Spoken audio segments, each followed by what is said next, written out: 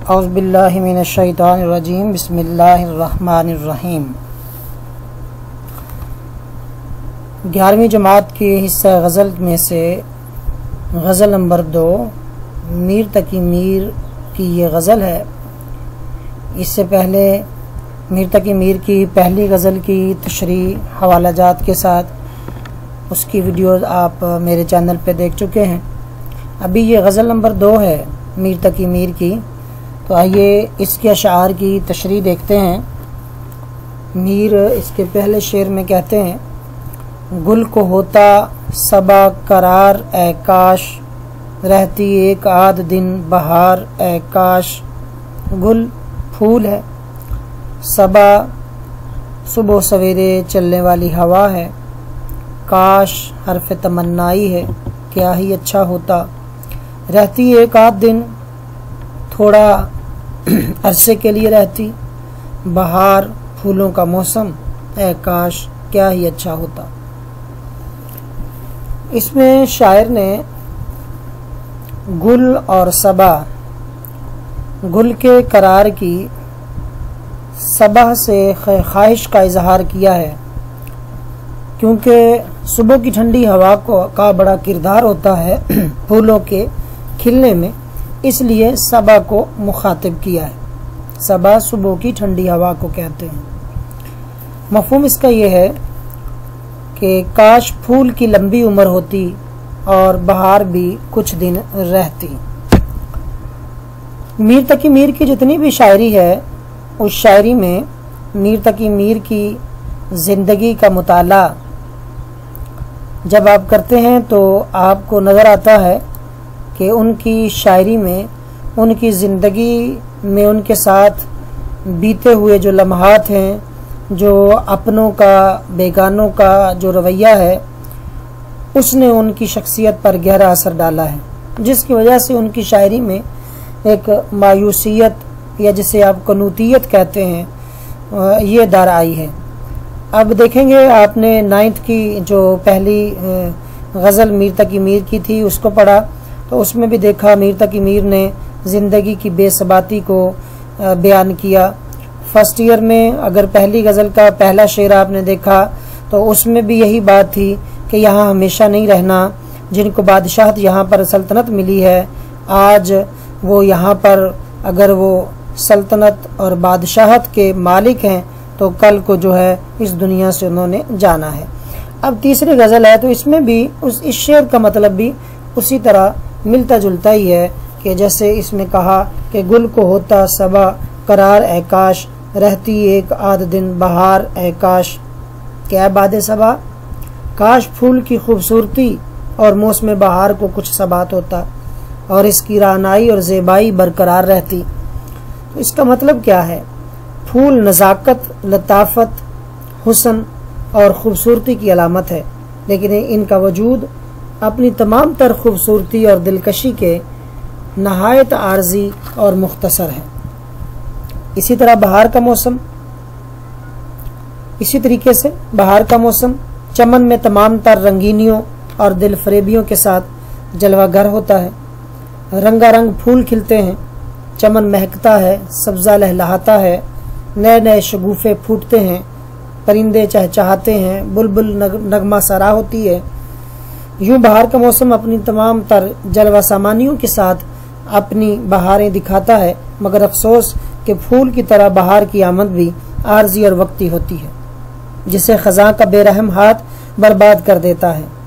अब किसी शायर ने इसी मजमून को इसी तरह बयान किया था, जैसे कि शेर आपके सामने है, कहा मैंने कितना है गुल का सबात, कली ने ये सुनकर तबस्सुम किया। अब जब बहार आती है तो यकीनन वो इस बात की अलामत होती है कि अब ख़ज़ां भी आने वाली है। दूसरा शायर कहता है, बहार आई तो है गुलशन में, लेकिन ख़ज़ां को बाग का रास्ता दिखाकर। यानी ये जो बहार है, तो बहार के बाद ख़ज़ां भी है, ये हमेशा बहार रहनी नहीं है। ख़ज़ां के आते ही फूल मुरझा जाते हैं, सब्ज़े की लहर ख़त्म हो जाती है और मुर्गान खुशनवा यानी खूबसूरत आवाज़ों वाले परिंदे, मुर्गान खुशनवा चमन को छोड़कर वो परवाज़ कर जाते हैं। यूं चमन की बहारें अपनी तमाम तर जलवा सामानियों के साथ रुखसत हो जाती हैं और वहाँ वीरानी बेरंगी की सी कैफियत पैदा हो जाती है। अलावाजी शायर ने शेर में ये नुक्ता पैदा किया है कि अगर बहार की आमद को इंसानी ज़िंदगी की मुसर्रतों और शादमानियों से ताबीर किया जाए तो जिस तरह चमन में बहार का रंग और फूलों का हुस्न आर्जी और वक्ती है, इसी तरह इंसानी ज़िंदगी की मुसर्रतें और शादमानियाँ अपनी तमाम तर्रानाइयों और ज़ेबाइयों के बावजूद आर्जी हैं। मीर दर्द ने ही क्या खूब कहा था कि नए गुल को है सबात न हमको है एतबार, किस बात पर चमन हवसे रंग बू करे। तो अगर इससे ज़िंदगी की जो मुख्तलिफ स्टेजेस हैं उसको लिया जाए कि इंसान पैदा होता है, फिर बचपन है और फिर उसके बाद लड़कपन है, जवानी है, तो जवानी की जो बहारें होती हैं वो हमेशा रहने वाली नहीं होती हैं। या फिर अगर इसमें से ये लिया जाए कि महबूब के साथ गुजरे हुए जो वक्त हैं उनको वो बहार करार दे रहा है, चूँकि उसके महबूब के ये जो महबूब के साथ संगत और मायत थी, उसके साथ जो उसका वक्त गुजर रहा था वो इतना प्रलॉन्ग नहीं हुआ, बल्कि फ़ौरन ही उसके ताल्लुकात की ख़ज़ां जो है, ताल्लुकात पर ख़ज़ां ने डेरे डाल लिए। तो इसलिए वो उन दिनों को याद करके कहता है कि काश ये बहार के दिन जो हैं ये थोड़े लंबे हो जाते। तो इस मानी में भी आप इसमें लिख सकते हैं। और दूसरा ये भी है, अगर इसका ज़ाहिर का देखें, क्योंकि बहार का मौसम शायरों का पसंदीदा मौजू है, ये मौसमों में बेहतरीन मौसम होता है। बागों में रंग बरंग फूल खिलते हैं, पूरा माहौल मुअत्तर होता है, हर तरफ सब्ज़ा ही सब्ज़ा नज़र आता है और महकी महकी हवा दिल को फरहत और ताजगी बख्शती है। रगों में नया खून और ताज़ा खून गर्दिश करने लगता है, दिलों में उमंगें अंगड़ाइयाँ लेकर बेदार होती हैं और एक जोश और वलवला पैदा होता है। लेकिन अफसोस के बहार का मौसम नहायत मुख्तसर होता है, बहुत जल्द ख़त्म हो जाता है और फिर ख़ज़ां उसकी जगह डेरे डाल देती है, जिसके नतीजे में खिले हुए फूलों के साथ दिल भी मुरझा जाते हैं। शायर कहता है, ऐ सबा अगर तू चंद दिन मजीद बाग में अटकेलियाँ करती तो फूल को राहत मिलती और वो तरोताज़ा और शगुफ्ता रहता, मगर तू तो बहुत जल्द रुखसत हो गई। इसी तरह शायर मौसम बहार को भी मुखातिब होकर कहता है कि ऐ मौसम बहार तू भी जल्द गुजर जाता है, अगर तू ही कुछ दिन और रह जाए तो गुलों में ताजगी और निकहत है रहे। दूसरे अल्फाज में शायर इस बात की आरजू करता है कि मौसम बहार और उसकी रंगीनियाँ और दिलचस्पियाँ इस कदर मुख्तसर न होती, बल्कि ये लंबे अरसे पर मोहित होती, ताकि फूल तरोताज़ा रहते और बदस्तूर उमंगों से सरशार रहते। लेकिन यहाँ तो ये सूरत है कि 4 दिन की चांदनी फिर अंधेरी रात, सदा न बागी बुलबुल बोले, सदा न बागी बहारा, सदा न मापे हुस्न जवानी, सदा न सोहबत यारा। तो पहले शेर के अंदर गुल को होता सबा करार ए काश, रहती एक आध दिन बहार ए काश। दूसरा शेर देखिए, ये जो 2 आंखें मुंद गई मेरी, उस पे वाह होती एक बार ए काश। मुंद गई, आंखें मुंद जाना, आंखें बंद हो जाना। उस पे वाह होती खुलती खुलना। एक बार ए काश, क्या ही अच्छा होता कि मैं अपने महबूब को देख लेता इन 2 आँखों से। तो मफहूम इसका इस तरह से बनेगा कि मेरी दोनों आँखें जो मौत के बायस बंद हो चुकी हैं, काश एक बार महबूब की आमद पर खुल सकती। अब देखिए, इस शेर में शायर ने इंतहाई अपनी हसरत का इजहार किया है। हसरत व यास के अंदाज में उसने इस शेर में ये मजमून बयान किया है कि शायर की सारी ज़िंदगी का जो मतमा नज़र था, जो उसका मकसद था, जो उसका मुद्दा था, वो ये था कि अपने महबूब के दीदार की तलब उसके सीने के अंदर एक ठाठे मारता हुआ समुंदर की तरह थी। वो सारी ज़िंदगी यही चाहता रहा कि कहीं उसे उसके महबूब का दीदार नसीब हो जाए। उसे जो ये मर्ज़ इश्क लाहक हुआ है, इसके लिए दीदारे महबूब का जाम नसीब हो जाए। लेकिन वो सारी ज़िंदगी जतन करने के बावजूद अपने महबूब के वसल से, अपने महबूब की मुलाकात से, अपने महबूब के दीदार से, अपने महबूब से बात करने के शर्फ से वो महरूम रहा। तो वो कहता है अब मेरी ये जो दो आंखें हैं, जिस इंतज़ार में रहीं वो इंतज़ार ही रहा, और फिर उसके जो मौत का वक्त करीब आ गया, ये आंखें बंद हो गईं। आंखें मुंद जाना, इसमें दूसरी बात, इसमें मानी मौत का आ जाना भी है। यानी जब आंखें बंद हो जाती हैं, इंसान देखने से महरूम हो जाता है। तो इश्क में जो अक्सर इंसान की ज़हनी और जिस्मानी क़ुव्वतें एक ही मरकज़ पर मरकूज़ रह जाती हैं, महबूब के विसाल का तसव्वुर उसे दुनिया और माफिया से बेगाना कर देता है। उसकी सबसे बड़ी ख्वाहिश महबूब का दीदार होता है, जिसके लिए वो तमाम उम्र तड़पता रहता है। जबकि महबूब अपनी रवायती बेवफाई और कजदाई की बिना पर उसे अपने दीदार से फैयाब नहीं करता। इस तरह मुसलसल इंतज़ार, मायूसियों, नाकामियों की बिना पर आशिक की मौत का वक्त आ पहुँचता है और वह महबूब के दीदार की हसरत लिए इस दुनिया से रुखसत हो जाता है। बहज़ाद लखनवी ने इसी कैफियत को यूँ बयान किया है कि बेनूर हो गई है मेरी चश्मे इंतज़ार, तकमील हो सकी ना तेरे इंतज़ार की। लेकिन आशिक की ख्वाहिशात का सिलसिला यहीं पर ख़त्म नहीं होता। अब उसके दिल में एक और ख्वाहिश जन्म लेती है कि जब उसकी ज़िंदगी में उसकी महबूब की मुलाकात उससे नहीं होती, तो अब इसमें देखिए इंतहाई मोहब्बत और इश्क का और हसरत और यास का इंतहाई नक्शा उसने खींचा है कि मरने के बाद भी उसकी अगर कोई ख्वाहिश है तो वो ख्वाहिश यही है कि उसका महबूब उसे नज़र आ जाए। यानी वो चाहता ये है, जैसे कहता है ये जो दो आंखें मुंद गई मेरी, उस पे वाह होती एक बार ए काश।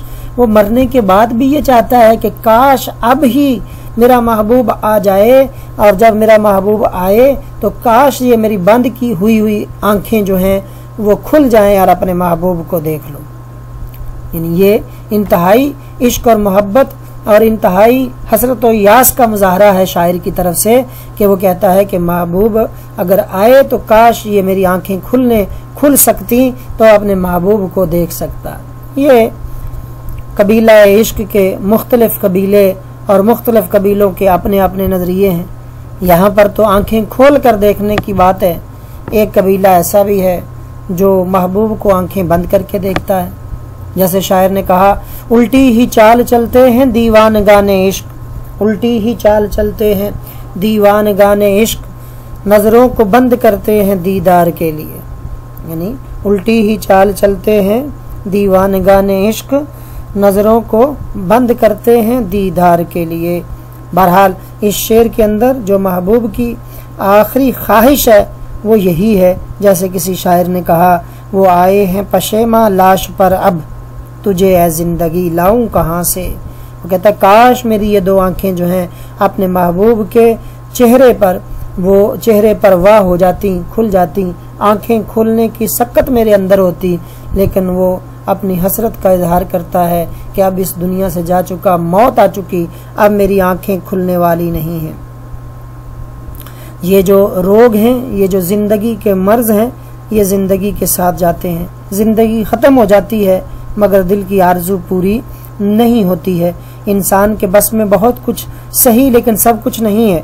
महबूब की जुदाई का गम कोई मामूली गम नहीं है जिसे आसानी से भुलाया जा सके। लाख कोशिश के बावजूद भी इंसान इसे भुला नहीं पाता। ये मन का ऐसा रोग है जिसका इलाज मौत के सिवा कुछ नहीं, लेकिन उसके लिए वो ज़िंदगी में अगर महबूब का दीदार उसे नसीब हो जाए तो दुनिया और माफिया की सारी दौलत से ज़्यादा उसके लिए यही चीज़ जो है दीदार महबूब वो अहम होता है। किसी शायर ने कहा, तलबे खुल्द नहीं आरज़ुए हूर नहीं, तुम जो मिल जाओ तो फिर कुछ हमें मंजूर नहीं। यानी अगर महबूब का दीदार मिल जाए तो फिर उसे कोई और चीज़ जो है वो नहीं चाहिए। वरना वो शायर कहता है, मैं तो ये हसरत लिए जा रहा हूँ कि मौत के वक्त भी महबूब के दीदार से महरूम ही रहा। शेर के हकीकी और मजाजी दोनों मानी मुराद हो सकते हैं। मतलब यह है कि एक आशिक सादिक की ये दिली आरज़ू होती है कि मौत से पहले कम अज़ कम एक बार तो महबूब का दीदार और विसाल नसीब हो जाए। गोया वो अपनी ऐसी दरीना आरजू की तकमील चाहता है जिसकी खातिर उसने पहाड़ जैसी जिंदगी गुजार दी। अब मीर तकी मीर ही का एक और शेर है, अगर आप इसको हकीकी में ले जाना चाहते हैं। वसल उसका खुदा नसीब करे, मीर जी चाहता है क्या क्या कुछ। यानी इसका मजा हकीकी के एतबार से ये है कि इंसान जब हकीकी मोहब्बत करता है अपने हकीकी महबूब के साथ, महबूब हकीकी कौन है? अल्लाह ताला की ज़ात है, और वो सारी ज़िंदगी अल्लाह के हुक्मों के ताबे अल्लाह की राह में चलते हुए मसाइब को झीलता रहता है और अल्लाह के दीदार का तालिब रहता है। लेकिन अल्लाह का दीदार इस दुनिया में उसे इस आँखों के साथ नसीब नहीं होता, लेकिन उसकी ये ख्वाहिश होती है कि अल्लाह चलो मरने के बाद ही सही मुझे तेरा दीदार नसीब हो जाए, ये आँखें तेरे दीदार से खुल जाएं। और इसी तरीके से अगर इसको मजाजी में लें तो मजाजी के एतबार से मैंने बहुत सारे इसके हवालाजात और तशरीही जो पॉइंट हैं वो आपके सामने रख दिए हैं। अब देखिए इसका जो तीसरा शेर है, किन ने अपनी मुसीबतें न गिनी, रखते मेरे भी गम शुमार ए काश। किन ये मतरूक उर्दू है, किसी, किन ने किसी ने अपनी मुसीबतें न गिनी, गिनी शुमार नहीं की, गिनती नहीं की। रखते मेरे भी गम शुमार ए काश, शुमार ये भी गिनना है, शुमार करना, गिनना। ए काश वही हरफ तमन्ना है कि क्या ही अच्छा होता। मफहूम इसका यह है, हर किसी ने अपनी ही मुसीबतें गिनी, काश कोई मेरे गमों का भी हिसाब रखता। या फिर इसका दूसरा, किन ने अपनी मुसीबतें ना गिनी, इसमें यह भी है कि किसी ने कोई अपनी मुसीबतें ना गिन सका, यानी इस कदर ज्यादा मुसीबतें थी कि वो अपनी ही मुसीबतें ना गिन सका। जब वो अपनी मुसीबतें ना गिन सका तो मेरे गम किसने शुमार में रखने थे, एक मफहूम इसका ये भी है। अब इसके अंदर जो शायर ने बात की है कि वो हसरत भरे लहजे में कहता है कि दुनिया का ये आम शेवा है कि हर शख्स अपना दुखड़ा लेकर बैठ जाता है, हर कोई अपने दुखों को याद करके आंसू बहाता है, जिसे देखो अपनी ही राम कहानी सुना रहा है। हर कोई अपनी मुसीबतों को बढ़ा चढ़ा कर बयान कर रहा है। दरअसल हर शख्स ये कहना चाहता है कि उसका दुख सारी दुनिया के दुखों से ज्यादा है और इससे बढ़कर कोई और दुखी नहीं हो सकता। शायर कहता है कि काश कोई शख्स मेरी तकलीफों और मुसीबतों का भी हिसाब रखता। मैंने भी मैदाने इश्क में जो मुसीबतें उठाई हैं, हालात ने मुझ पर जो बेपनाह मजालिम ढाए हैं, ऐ काश लोगों ने मुझ पर ढाए जाने वाले मजालिम को भी याद रखा होता। लेकिन किसी ने मेरे दुखों की तरफ कोई तवज्जो नहीं की, किसी ने मेरे दुखों का मदावा नहीं किया। काश कोई हमसे भी पूछता कि तुम्हें क्या परेशानी लाहक है, तो फिर हम उसे बताते कि भरी दुनिया में तन्हा सिर्फ एक हम हैं और बेशुमार गमों का बोझ और अपने दिल के जख्म लिए बैठे हैं। लोग हमारे गम शुमार करें तो यकीनन अपने गम भूल जाएंगे। वो जैसे किसी शायर ने कहा है कि छूटती हैं फलक से तो यहीं आती हैं, ताक रखा है बलाओं ने मेरे घर को। वो कहता है कि महबूब की मोहब्बत में इस कदर मैंने अजियत मुसीबत मलामत बलाएं, तेरे इश्क में हमने क्या क्या न देखा। या फिर शायर कहता है, ना दिल ही ठहरा न आंख झपकी, न नींद आई न ख्वाब देखा, खुदा दिखाए न दुश्मनों को भी दोस्ती में जो अजाब देखा। तो वो कहता है, जो उन पर गुजरती है किसने उसे जाना है। किन पर? आशिकों पर। जो उन पर गुजरती है किसने उसे जाना है, अपनी ही मुसीबत है अपना ही फसाना है। यानी हर कोई जो है वो अपनी मुसीबत लिए बैठा है। शायर कहता है, मेरी मुसीबत को कौन देखे। हर कोई ये कहता है कि मेरी मुसीबत जो है वो सबसे ज्यादा है। मीर तकी मीर तशरीह तलब शेर में दुनिया की इस हकीकत की तरफ इशारा करते हैं कि हर शख्स अपने ही गमों को शुमार करता है, दूसरों के गमों से वो खा वो कितने ही ज्यादा क्यों ना हो वो ला ताल्लुक है, जबकि उसे अपने गमों के साथ साथ दूसरों का भी ख्याल रखना चाहिए। हर कोई अपने गम में है मसरूफ, किसको दर्दाश्त ना कहे कोई। रंजो गम का ये सिलसिला जिंदगी भर खत्म होने का नाम नहीं लेता। अब गालिब ने भी इसी हकीकत की तरफ इशारा किया था कि कैदे हयात व बंदे गम असल में दोनों एक हैं, मौत से पहले आदमी गम से निजात पाए क्यों। यानी इसमें मीर तकी मीर ने जो बात की है कि किन ने अपनी मुसीबतें न गिनी, रखते मेरे भी गम शुमार ए काश, कि किसी को इतनी फुर्सत ही नहीं हुई कि मेरे गमों को भी देखता कि मुझ पर क्या क्या गम हैं, मुझ पर जो हैं वो क्या क्या एक गमों के पहाड़ वो टूट रहे हैं। हर कोई अपने अपने गम में मसरूफ़ रहा और मेरे गमों को शुमार नहीं किया। यहाँ पर अपना कोई भी उसके लिए गम गुसार, कोई भी उसका चारा साज न बना। अब देखिए, जब कोई मुसीबत होती है, गम होते हैं, तो अगर कोई उसे एक्नॉलेज करने वाला मिल जाए, कोई उसको ढारस बंधाने वाला मिल जाए, तो उसके अंदर उस गम और मुसीबत को झेलने की ताकत और आ जाती है। और अगर कोई वो गम भी उठाए और गम भी इस तरह से उस पर आए और वो बारिश की तरह उस पर मुसीबतें नाजल हो रही हों और कोई ढारस बंधाने वाला भी ना हो और ना उसके इन गमों और मुसीबतों को एक्नॉलेज करने वाला हो, उसका महबूब भी उसके पर आने वाले गमों को जो है वो एक्नॉलेज न करे, तो फिर और ज़्यादा मुसीबत और क़यामत बनकर ये मुसीबतें उस पर क़यामत ढा देती हैं ये मुसीबतें। तो इसलिए उसने कहा कि काश कोई न कोई मेरे गमों को गिनने वाला ही होता, मेरे गमों को भी गिनने वाला होता, तब भी तो मुझे तसल्ली हो जाती और फिर मुझे इस तकलीफ़ में कोई ना कोई जो है वो आसानी पैदा हो जाती। लेकिन ऐसा नहीं हुआ, काश के कोई ऐसा हो जाता। देखिए चौथा शेर है। चौथे शेर में मीर तकी मीर ने कहा, जान आखिर तो जाने वाली थी, उस पे की होती मैं निसार ए काश। अब जान जाने वाली थी यानी मौत तो आनी ही आनी है, निसार की होती यानी कुर्बान की होती। ये जान तो बहरहाल जाने ही वाली थी, काश इसे मैं अपने महबूब पर निसार कर देता। सादा सा शेर है, लेकिन इसके अंदर ऐसी एक हकीकत है, ऐसी एक अटल हकीकत है जिससे किसी को इनकार नहीं है। यह आपने पहले भी ये मजमून पढ़े हैं, वो सारी जो तशरीह पॉइंट हैं वो इसमें आएंगे, हवाला जात इसमें आएंगे कि कुल्लु नफ्सिन ज़ाइक़तुल मौत, मौत जो है ये आनी, जान आखिर तो जाने वाली थी। ये मिसरा जो है इसके अंदर बहुत सारे हवाला जात आप लिख सकते हैं।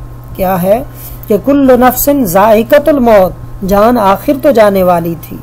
कुल्लु नफ्सिन ज़ाइक़तुल मौत, कुल्लु मन अलैहा फ़ान व यबका वजहु रब्बिका ज़ुल जलाल वल इकराम, जान आखिर तो जाने वाली थी।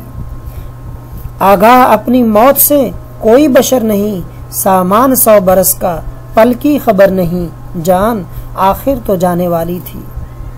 अव्वल आखिर फना, जाहिर बातन फना, नक्श कोहन हो के नौ मंजिल आखिर फना, जान आखिर तो जाने वाली थी। अब कहता है ये जान तो जानी ही जानी है। कोई 10 साल जिया, कोई 20 जिया, कोई 40 जिया, कोई 100 साल जिया, कोई 1000 साल भी जिया है, लेकिन आखिर कुल्लु नफ्सिन ज़ाइक़तुल मौत, आखिर उसे मौत आनी ही आनी है। लेकिन फिर आगे कहता है उस पे की होती मैं निसार ए काश, जब जान जानी ही जानी है, जान से तो हम भाग ही नहीं सकते, जान जाने से डरना ही क्यों है। क्यों?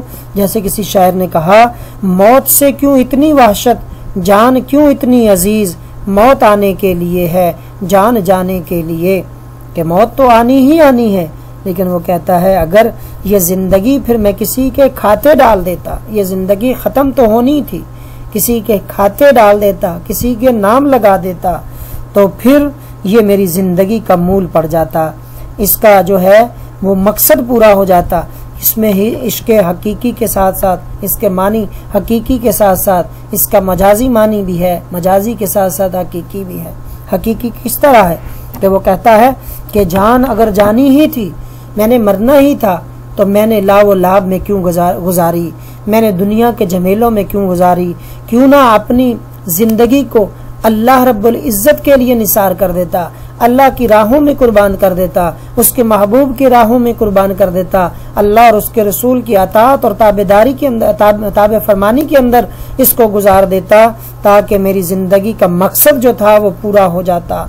जान तो आखिर जानी ही थी, मरना तो मैंने था ही, तो क्यों ना अल्लाह के रास्ते में मर जाता, तो काश क्या ही अच्छा होता। लेकिन ऐसा ना हुआ, मैं दुनिया में आकर दुनियादारी के अंदर भूल गया, दुनिया की मोहब्बतों ने मुझे घेर लिया, उन्हीं मोहब्बतों में मैंने जान तक जो है वो हार दी।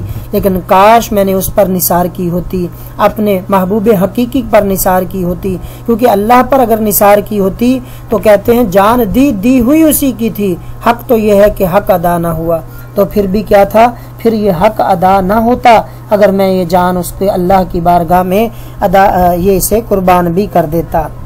इसमें अगर आप देखिए इश्क व मोहब्बत मजाजी में देखें तो वो बताना चाहता है कि इश्क व मोहब्बत में कदम रखने वाला जो है वो अपनी जान को बचा बचा कर न रखे, क्योंकि जान ने तो जाना ही जाना है, जान एक दिन उसकी जानी ही जानी है, जान आखिर तो जाने वाली है, उस पे की होती निसार है काश। जब तुमने मर ही जाना है और इश्क मोहब्बत में कदम रख दिया है, अब तो आपने मरना ही मरना है। क्यों? ये मजाजी के एतबार से अगर आप देखें तो मुसाफी इश्क की वादी में संभल कर जाना, आदमी जाए है इस राह में अक्सर मारा।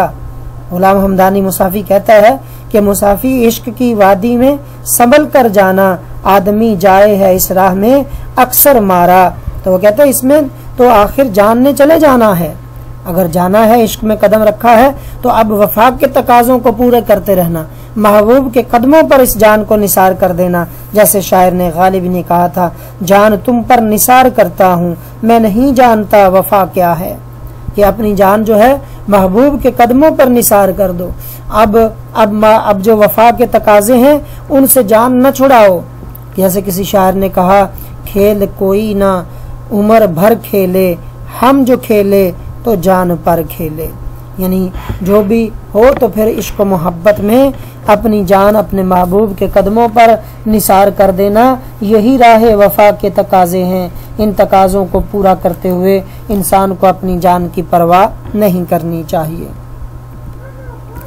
5वां शेर है, इस राह में राह सुखन निकलती थी, शेर होता तेरा शार ए काश। राह सुखन निकलती थी, बात करने की राह, सुखन बात करना, शेर होता तेरा शार तरीका ए काश, क्या ही अच्छा होता। मफहूम है शायरी के जरिए बात करने की राह निकलती थी, काश के महबूब तू भी शायर होता। इस शेर में शायर ने अपनी ख्वाहिश का इजहार किया है कि वो अपने महबूब तक अपने दिल की लगी नहीं पहुंचा सकता, अपने मन के हालात जो है वो नहीं पहुंचा सकता। अब ना पहुंचाने में या पहुंचाने में नाकामी के असबाब बेशुमार हैं कि वो ये जो जालिम समाज है उस तक इस बात को पहुंचने नहीं देता, या फिर अपने महबूब को वो समाज के सामने अपने दिल की बात जब बताता है तो वो रुस्वा हो जाता है। वो बात राज जो इश्क है, वो भेद, इश्क का जो भेद है वो अफशा हो जाता है, खुल जाता है। तो इश्क तो एक राज होता है, इसे राज रखना पड़ता है। जैसे अहमद फराज ने कहा, उसे देखना भी तो दूर से देखा करना, शेवाए हुस्न नहीं इश्क को रुस्वा करना। अब वो इस रुस्वाई के डर से वो जो है वो महबूब तक खुलकर बात नहीं करता कि जिनकी बातों को समझ लोगों को भी आ जाए कि मोहब्बत इससे करता है, इश्क इससे करता है। तो अब या फिर महबूब की रुसवाई के डर से भी वो नहीं कहना चाहता, या फिर महबूब की वो कज अदाइयों की वजह से, वो बेपरवाहियों की वजह से और उसकी लापरवाही की वजह से, उसकी तरफ जो है बेइल्तिफाती की वजह से भी वो नहीं कहना चाहता कि वो बेमुरव्वती बदलिहाजी से कहीं पेश ना आए। तो अब शायर कहता फिर एक ही रास्ता था कि मैं शायरी करता, ये सारे जो असबाब मैंने बताए हैं उनसे वो बच सकता था, रुसवाई से बच सकता था, कज अदाई से, बेरुखी, बेइल्तिफाती, बदलिहाजी, बेमुरव्वती से बच सकता था। फिर यही था कि अपने दिल के जो हालात हैं वो शेरों के जरिए से कह देता। वो शेरों के जरिए से कहता तो लोग ये समझते शायर है, शायर इस तरह की बातें करते रहते हैं, तो ये मोहब्बत और इश्क का जो राज है वो अफशा ना होता। और फिर महबूब जो है वो समझता, उसे पता चलता, अगर वो शेरों को समझता होता तो वो उसे पता चलता कि ये सारी बात मैं उसको कह रहा हूँ। खुलता किसी पर क्यों मेरे दिल का मामला, शेरों के इंतखाब ने रुसवा किया मुझे। कि शेरों से यानी जो शायर होता है वो अपने दिल के हालात होते हैं जो शेरों में बयान करता है, लेकिन वो कहता है कि काश तेरा शार शेर कहना होता, तू शायर होता। जब तू शायर नहीं, तू जो है शेर को समझता नहीं, सुखन फहम नहीं है, इस शायरी को समझ नहीं है, तो इसलिए अब बात करना और भी ज़्यादा मुश्किल है। वो कहता है मैं जितने भी शेर कह लूँ, जब वो शायरी उसका शिआर ही नहीं तो उसको समझ कैसे आएगी। 2-4 नहीं सैकड़ों शेर उस पे कहे हैं, इस पर भी वो समझे ना तो कदमों में गिरे क्या। अब इसी तरीके से वो कहता है कि मैंने जो शेर कहे थे, तो शेरों के अंदर अगर मैं अपने मुद्दा बयान किया था तो काश के वो शायर होता। तो वो कहते हैं किया था शेर को पर्दा सुखन का, सो आखिर को वो ठहरा फन हमारा। यानी शायर कहता है कि मैंने तो शेरों के पर्दे में अपने दिल की बात कही थी और आहिस्ता आहिस्ता ये मेरा फन बन गया। हालांकि अगर ये शेरों को समझने के लिए मेरा महबूब भी अगर शायर होता, वो भी अगर ये समझता कि शेरों के अंदर मीर और शायर ने, जो कि मीर तकी मीर है, उसने अपने दिल की बात की है, वो असल में शेरों के ज़रिए से मुझे कुछ समझाना चाहता है, कुछ मुझे कहना चाहता है, तो उसके लिए आसानी हो जाती। और किसी शायर ने कहा शेर मेरे यूं तो ज़माने के लिए हैं, शेर मेरे यूं तो ज़माने के लिए हैं, कुछ शेर फक्त उसको सुनाने के लिए हैं। कि कुछ शेर जो थे वो ख़ास सिर्फ और सिर्फ उसी के लिए था कि मैंने उसी को ही शेर सुनाने थे, यानी अपनी बात, अपने दिल का मामला उस तक पहुंचाना था। वो वैसे तो मेरी बात सुनता ही नहीं, कब वो सुनता है कहानी मेरी, और वो भी फिर ज़बानी मेरी, यानी वो मेरी बात सुनने के लिए तैयार नहीं। काश के वो शायर होता तो शेरों के ज़रिए से मैं अपनी बात को उस तक पहुंचा देता। आखिरी शेर है शश जहत अब तो तंग है हम पर, उससे होते न हम 2-4 ए काश। इसमें शायर ने शश जहत कहा है, यानी 6 जो अतराफ हैं, 6 सम्मतें हैं, हालांकि दाएं बाएं आगे पीछे, लेकिन इसमें है ऊपर और नीचे 6 जहतें जो उसने बयान की हैं। तो इससे मुराद ये है कि हर तरफ से, आगे पीछे, दाएं बाएं और ऊपर नीचे, वो अब तो तंग है हम पर, उससे होते न हम 2-4 है काश। कि हमारा आमना सामना, 2-4 होना, आमना सामना होना, कि हम उससे 2-4 ना होते, हम आमने सामने ना होते, तो हमारे लिए ये ज़िंदगी जो है आज अजीरन ना होती। शशजहत 6 अतराफ हैं, 2-4 होना, मुलाकात होना, 2 आमना सामना होना। मफहूम इसका है अब तो दुनिया हम पर तंग हो गई है, ऐ काश हम इश्क में मुब्तला ना होते। इस शेर में चूँकि ये शेर जो है ये एक, इसके अंदर भी हमारा रवायती रंग है कि महबूब से मोहब्बत है, जिसे आशिक को सारी ज़िंदगी अपना मतलूब नहीं मिलता, जिसका वो तालिब होता है वो मतलूब नहीं मिलता, जिसका वो मुहिब होता है वो महबूब नहीं मिलता। जैसे किसी शायर ने कहा ये खुदा की देन अजीब है कि इसी का नाम नसीब है, जिसे तूने चाहा मिल गया, जिसे मैंने चाहा मिला नहीं।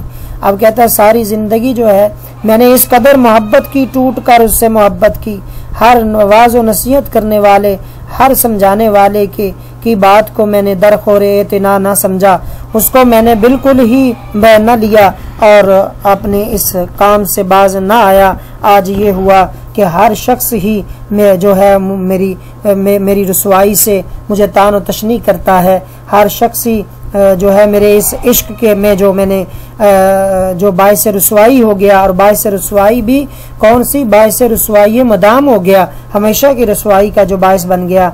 चाहे जाने की ख्वाहिश का जो मेरे दिल के अंदर थी उसने तो मुझे जो है रुसवा करके छोड़ दिया, हर तरफ तकालीफ ने मुझे घेर लिया, अजियत मुसीबत मलामत बलाएं तेरे इश्क में हमने क्या क्या न देखा। चाहे और इसमें इसी तरीके से जो प्यार की बातें, इश्क की घातें और इंसानी ज़िंदगी को जो हसीन और रंगीन बनाती हैं, यही राह इश्क इब्तदा में इंतहाई पुरकशिश, दिल आवेज़ और दिल पजीर मालूम होता है।